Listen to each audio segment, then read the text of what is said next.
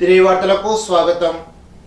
మాటేరులో వేంచేసి ఉన్న శ్రీ ఉమా బ్రహ్మేశ్వర స్వామి, శ్రీ రుక్మిణి సత్యభామ సమేత శ్రీ వేణుగోపాల స్వామి వాళ్ళ ఆలయాల ధ్వజస్తంభ పునఃప్రతిష్ఠ కార్యక్రమాలు ఈ నెల 19న జరిగే సందర్భంలో ఆదివారం ఆలయ ఆవరణలో నిర్మించిన హోమశాలలో విక్షక్సేన పూజ, వెండి ధ్వజస్తంభన, ప్రధాన హోమం, మూలమంత్ర హోమాలు జరిగాయి.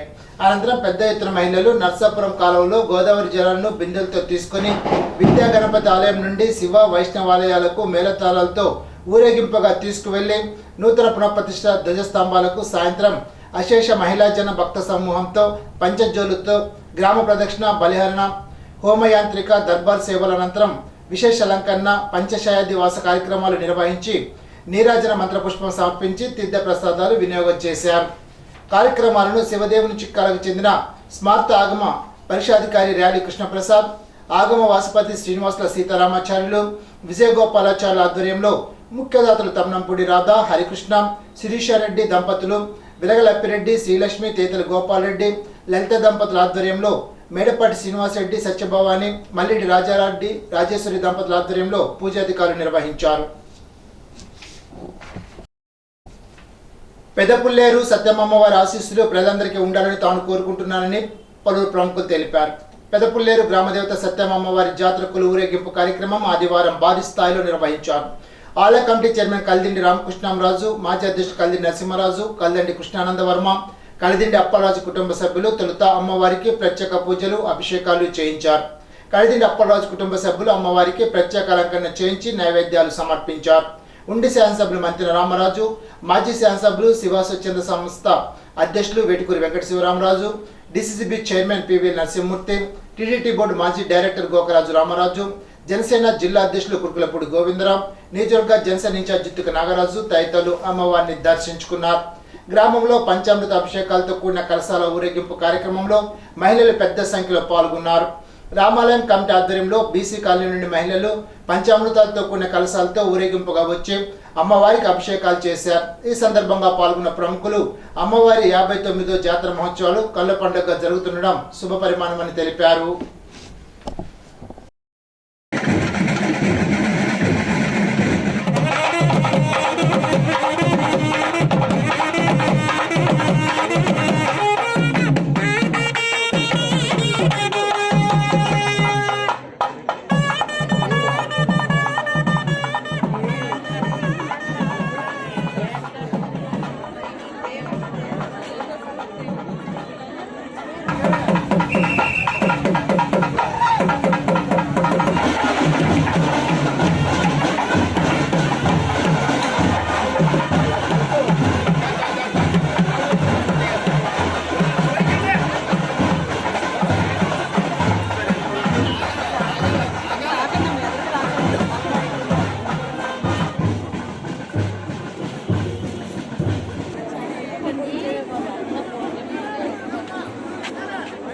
Daga.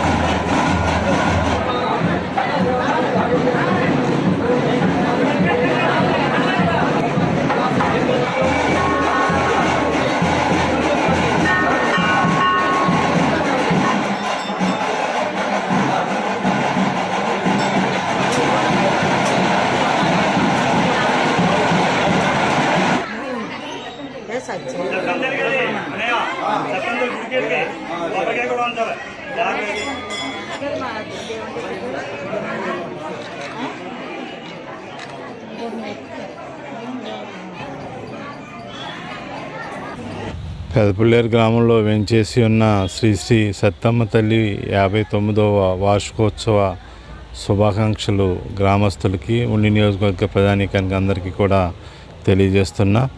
మన సత్తమ్మ తల్లి ఈ ప్రాంతానికి అందరికీ కూడా వెలవేల్పు, అట్లాగే మన కలిదిండి వారి కుటుంబానికి వెలవేల్పుగా ఉంటూ, ఈ ప్రాంతంలోని ఆడపడుచుగా ఉంటూ, ఈ ప్రాంతంలోని ప్రజానీకానికి అందరికీ కూడా చల్లని దీవెనలు ఇస్తూ ఉన్న అమ్మవారు సత్తమ్మ తల్లి.